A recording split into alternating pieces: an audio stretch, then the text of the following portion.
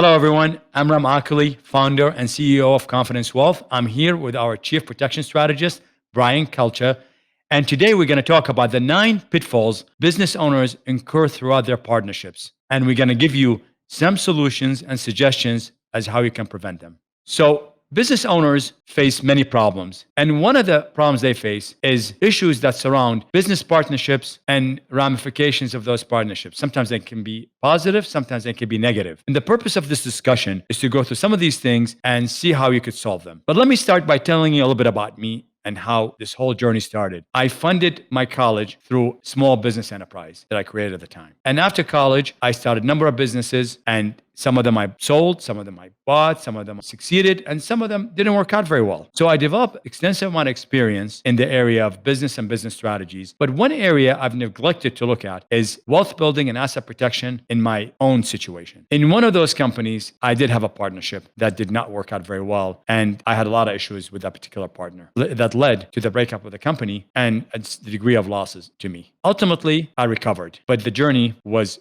fraught with a lot of pain. And during that process, I learned a lot about what to do and how to prevent some of these issues that I faced. And I'm here to bring you some of those issues so that you won't face them yourself. So the subject of partnerships obviously could be very vast. Today, we're going to be focusing on what would happen if your partner was to be incapacitated or die. And what would happen with regards to the people that are in their lives that would have a stake in their partnership with you. And to give you a specific example, let's say it's the wife or a member of the family or numerous other people that have some sort of interest in that particular partner that was incapacitated or died. So to help you understand some of those issues, what we're going to do is have some case scenarios for you that we're going to discuss to highlight some of those problems. And Brian is going to help me with that. So, Brian, you've worked on many of those issues before. And in some cases, you have situations where there's a corporation or there is a company that's sort of sole proprietor. Can you give us some of those scenarios that you've seen in the past and some that we worked on behalf of some of our clients here in the company? Yeah, absolutely.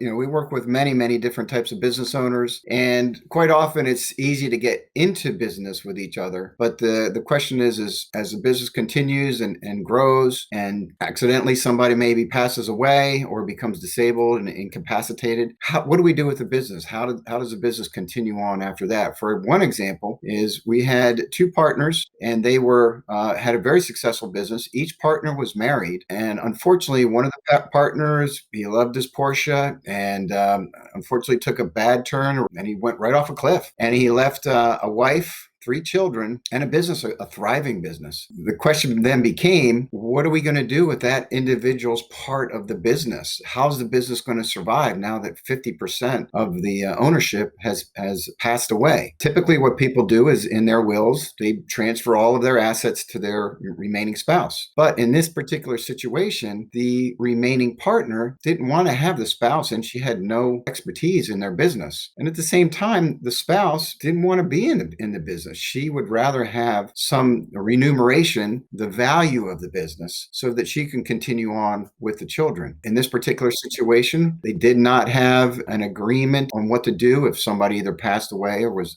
disabled, and it became quite a mess. So that's a problem that can be easily rectified, but you need to know about it. You need to talk about the stuff beforehand.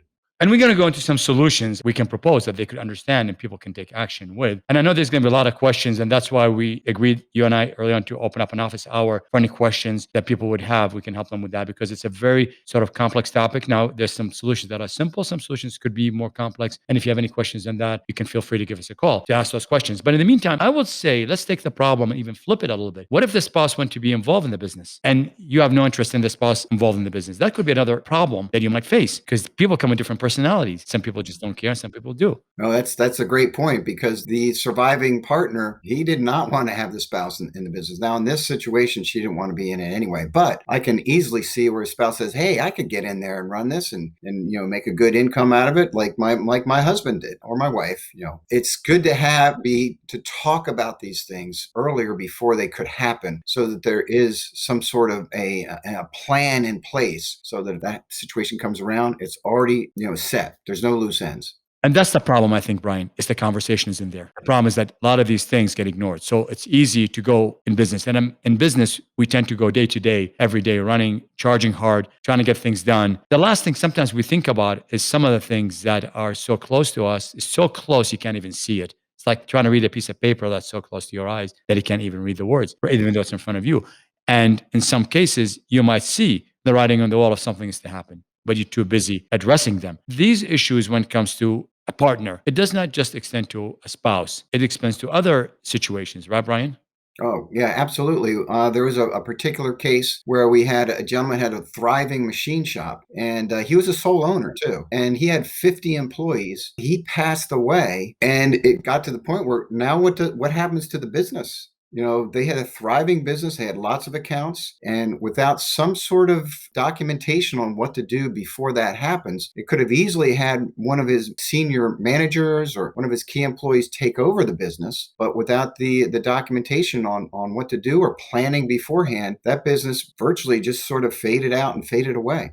So I think, Brian, right now, just right off the bat, even through your words right now, you gave a little bit of a solution. Part of the solution is the documentation, is creating the agreements. So the one thing you want to take to start with as we go through this conversation here that we're having with you is that to think about documenting and creating agreements that would help you in the event of something like that is to happen. And these are difficult conversations, right, Brian? I mean, it's hard to go to somebody, go, what happens to you if you die? Well, great. What kind of conversation is that?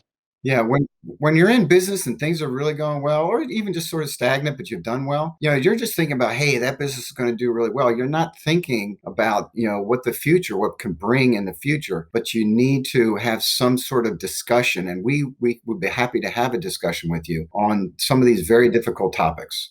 And I think that's what some of the things you do is that you initiate that discussion, you help create that discussion because it is a little bit of a difficult discussion. Almost you have to be a little bit of a therapist, essentially. Would that be close?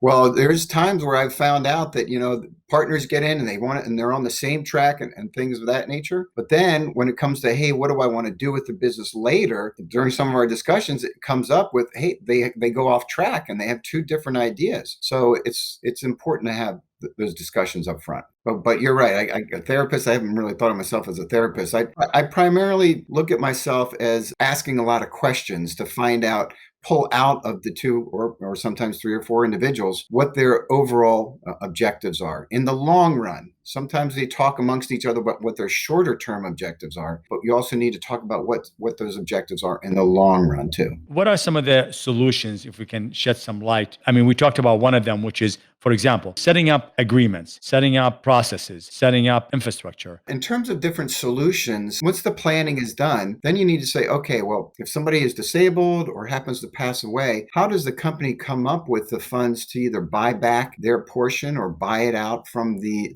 spouse? And there's a few different ways. One could be a corporate sinking fund. And there's advantages and disadvantages of that. The advantage is you have funds and you're putting them away all the time. The disadvantage of that is the fact that that money could possibly be better used, expanding the business, because it's sort of like a dead asset because now it's specifically set aside in the event of either somebody passing away or disabled. But that could be, useful for the company. Another solution could be that once one of these situations happens, somebody passing away or becoming disabled, you go out and get a loan from a financial institution. And there's some pros and cons for that too. First of all, maybe the cons are that you're paying interest on it. But one of the positives is you don't need to put money away. You're actually going out and getting funds from that. The question comes up from the bank standpoint is, now let's say there was two partners and one of those passes away. They may have some concern over the ongoing capabilities of the company if one of those two partners passes away. There's other different types of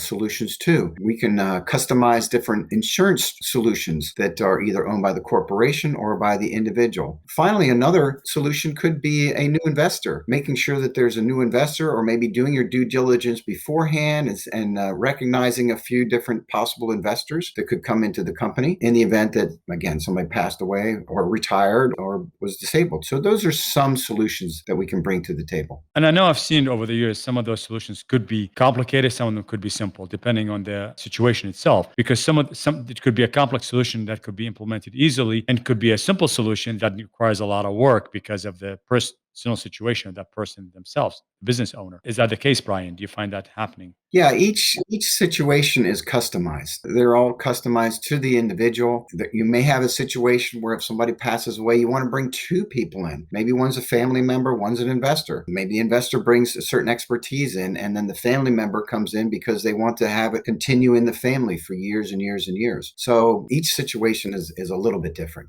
And one of the things I find with many of my business owner friends and myself, that one of the things we're all interested in lots of times is the legacy you put into the business. The what do you want at the end of the day? Lots of times those issues don't get thought of while you're conducting business because it's on your mind, but there is not exactly a tangible way you could figure it out. And through those conversations, sometimes we can bring attention to the business community that there are solutions out there that could help them with their legacy. And some of those things are you deal with, whether it's through partnership agreements and I think some of the solutions you suggested, Brian, they could actually create that legacy because that is a sort of a byproduct of the planning itself. Because once you have that conversation is where you want to go, it starts to be easy to figure out how to do it, regardless of how complex it is. Would you say that would be the case? Yeah, once you get going down the path, so to speak, and you have some direction, it gets easier and easier to move along that path. But you got to start. You have to start, and we'd be happy to have some discussions with you so we can at least get you started in the right direction.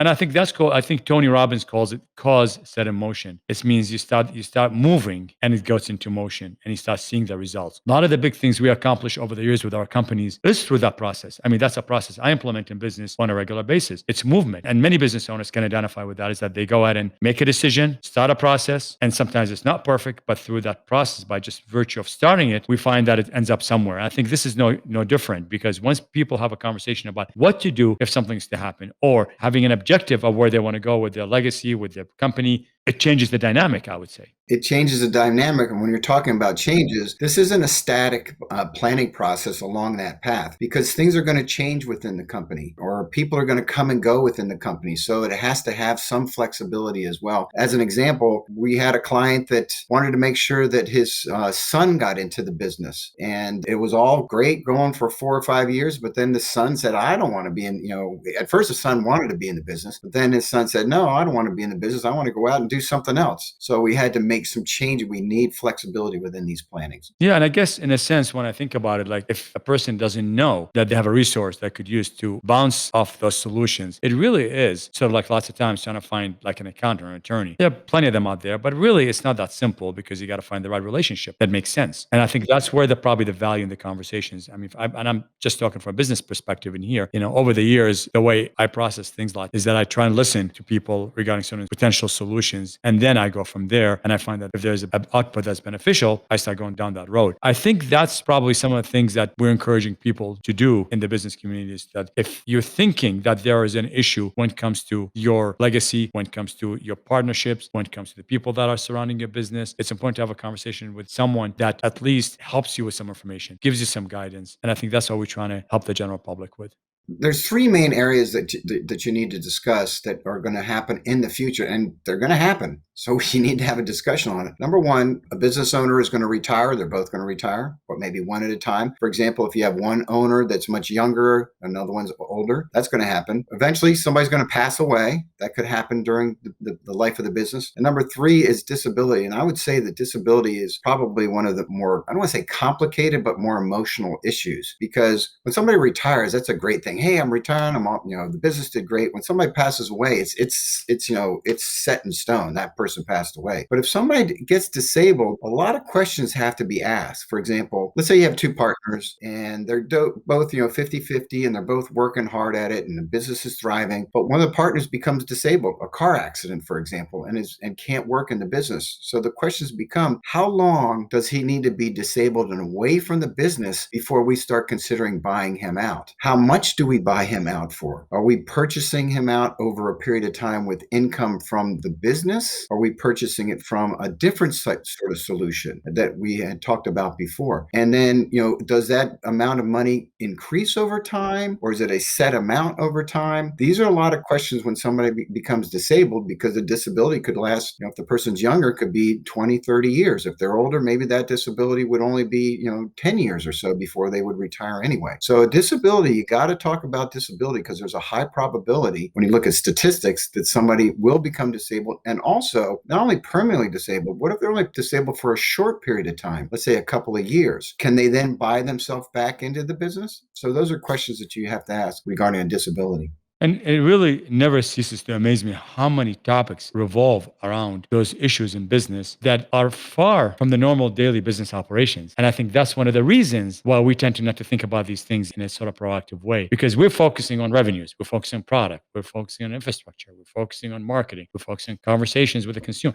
That's what typically all of us business owners focus on. But when it comes down to actually figuring out some other issues, the issues that could be secondary to that, they don't really relate directly to revenue generation and increasing company size. It really starts to be sort of like removed. And these are actually the thorny issues that could affect a company more than a drop in revenues. Because let's take just the example he just did right now with the partner being disabled. And I can totally see how that could be emotional, especially if that partner is a dear person to you, a friend or somebody you really worked with very well over the years. Where do you go from here? You will probably have to deal with a lot of things, but there are a lot of solutions to that, right, Brian? There are a number of solutions. I shouldn't say a lot, a few solutions that are advanced because, again, you can take these things in a very casual way. And I made my fair share of mistakes of doing things in a sort of not an advanced way. And I looked at the simpler solutions, but sometimes you do need experts to figure out exactly how to put this in a context that makes sense. It's always very important that you're working with the experts because the experts have what? The experience in this area. And from that experience, they're able to pull out maybe some areas that as a business owner you haven't thought about. When you talked a little bit about changes too, what we often find is you need to, over a period of time, look at these documents. And as the value of the business changes and increases or decreases, these plans need to be changed too. Yeah, I mean, I can't tell you how many times I found people just going to sort of a run-of-the-mill outfits out there that just have very basic solutions they advertise. And these guys just are templated. They just don't look into every detail. They lack the knowledge and understanding of the deep, advanced issues that relate to a business owner's needs. And that's where it starts to get, I think, in my opinion, sort of a person would be short-sighted when they do that. By not thinking about a solution that is comprehensive by experts and people that know what they're doing, you could end up with a costly problem at the end of the day. Right, Brian? What do you think? It can be very costly. If you have a situation and if you don't have the right plan in place from the experts who can bring these concepts and solutions to you, it will be very costly. I can tell you that because we have seen situations where a business owner passed away and now the spouse wants to be involved and it's a $10 million or $15 million company. And that's big money. And then when you start getting attorneys involved and the spouse wants to be involved with the business or the spouse wants her money and there wasn't any planning done beforehand, or the surviving business owner, now the spouse has 50% of the company, he wants to buy her out. It gets expensive and messy. So it's always best to look at these issues beforehand and come up with some planning beforehand. And Brian, I know you specialize in some of those advanced solutions, but you've seen also your fair share of people that have, from the people you worked with on the simplified solutions. And can you give us some of your experiences in some people that had mistakes or end up with a worse situation or some scenarios that we could help us with here? Yeah, I'd say probably the most common one is there's lack of review of these of the planning. Is the fact that somebody maybe even puts a plan right in place with their business at the beginning with their partner, and their business goes from $1 million to $2 million to $5 million to $10 million to $15 or $20 million, over a period of time. But that initial agreement is still based on $1 million company. So it's important that we review these in a timely manner, if not every year, at the most every 2 years. I've seen situations where the initial agreement was never reviewed, and now there's an additional partner that came in, or things have changed. If the business is transferred over, initially it was maybe to the spouse, we had to buy her back, but now they don't want to do that. They want to have it transferred to a son who is very good in the business, who's already in the business and wants to move up the ladder to where dad was. It's very important that it's reviewed on a consistent basis. And then, of course,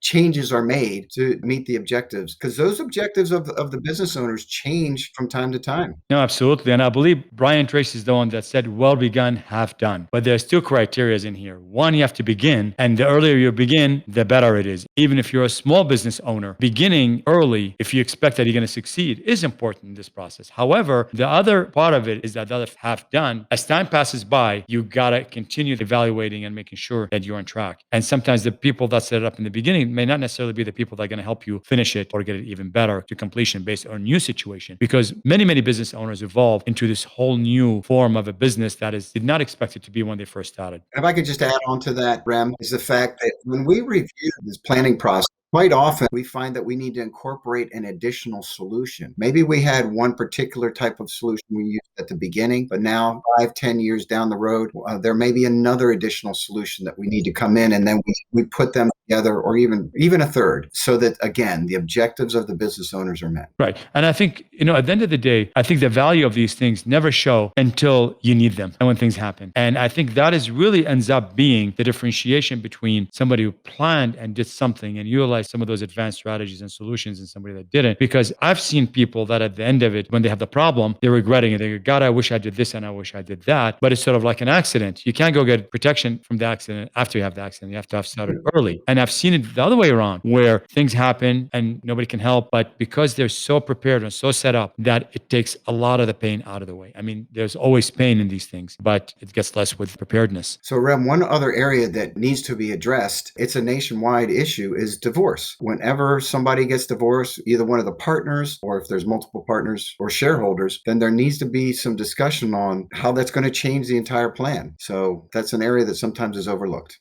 And the thing with it is that sometimes businesses start, and that's one of the problems, that when they start, they're not thinking about those issues because they're excited about starting the company. They're busy with what they're doing. There's a lot of goodwill, and maybe even the spouses are friendly and everything else. But then as years go by, things sometimes change, and even including the divorce issues with the partner. And now what was a friendly situation could turn to be a disastrous situation for the other partner, or both partners for that matter. I think that's where some of the issues I think that you address, and I think are extreme value when you look at it, when you help people with figuring it out. So I think big thing of it is really understanding the problem, understanding what could happen. And sometimes 90% of the solutions is knowing what the problem is and what could happen at the end of the day. And if you understand that and prepare for it, it seems like you can really avoid a lot of pain and prepare for partnerships in a way that you didn't think about before. And I know we've been talking a lot about partnerships, but this also goes towards corporations too, because you have, whether it's two shareholders or multiple shareholders, the same problems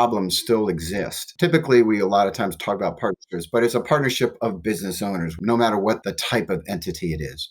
Right. And let's address this a little bit here, Brian. So could you give an example of some of those issues with corporations, some problem the corporations would face, and some of the solutions that they could undertake? One area that we find out with corporations is, let's say if you have 5 or 6 different primary shareholders, and if one wants to retire, how do we buy back that stock? Or what do we do with that stock? If we buy it back, or do we retire the stock? Or on that stock, do we then keep it and then give it to another investor? Things of that nature. So corporations have very, very similar to partnerships, but there are some different areas that need to be covered under partnerships themselves. And just real quickly, there's also in a corporation, you may have 1 or 2 very, very major shareholders and some very minor shareholders. So the solution could be different for those. If a major shareholder of $100 million company happens to pass away, how do we buy back those shares? But maybe a minor shareholder in that same company who maybe owns $500,000 of the company, maybe we don't have to buy that back in some form or fashion.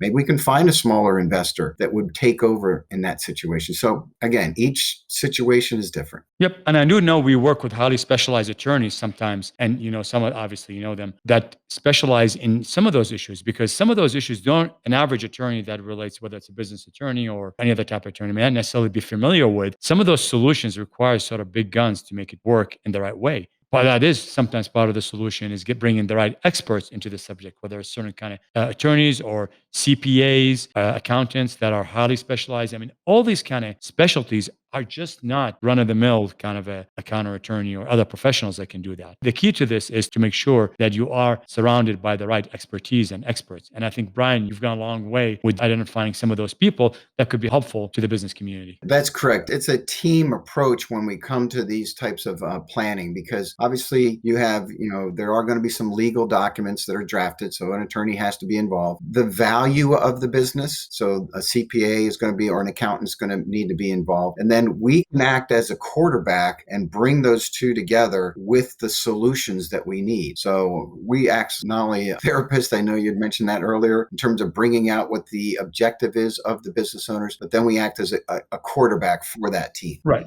And I've seen cases where 6 or 7 high level professionals that are needed to solve the problems and make them work. But the outcome is amazing because you pretty much cover everything. And sometimes it requires one person, sometimes it requires none. So, I mean, it's not necessity, but sometimes you've had situations where you just gave the person some advice on what to do and where to go, that kind of thing. Is that the case? That's really what we do is when we give advice, we look at the situation and we give advice and what they need to do. So what we try to do in this particular conversation that we had with you is to sort of help you understand some of the underpinnings of some of the issues. It's a vast topic. So if you are a business owner, you ought to think about this. You ought to think whether you're a partnership, whether corporation, some of the issues that involve you, your partner, your family, and your partner's family, or your shareholders, or whatever is involved in your company that could, in the end, could affect your legacy and your ability to manage the company, control the company. And it's important for you to start a conversation and understand some of those issues. And I think one of the things we are really passionate and trying to bring to the public and the business community is that the thinking part of it. And by engaging in a conversation, hopefully we can have an impact on you and figuring this out. So again, that's why I mentioned earlier, we set up some office hour times. If you have any questions, just feel free to reach out to us. You'll have the number and we will answer any question and we will direct you. And our objective in here is to be of help to the business community, to be a source of information, to guide you, to let you know where you need to go and what you should be doing. And perhaps even if there's nothing you need to consider, that's a peace of mind because nothing is worse than wondering, can I do this or should I do this? And maybe you shouldn't. And our job is to tell you that you shouldn't. So the best way is that to think about this is process your situation. Try to see if there are any weakness points. And if you think there's anything that you have a question on, again, feel free to reach out. Brian or me, we will be happy to answer your questions and or direct you in the right place.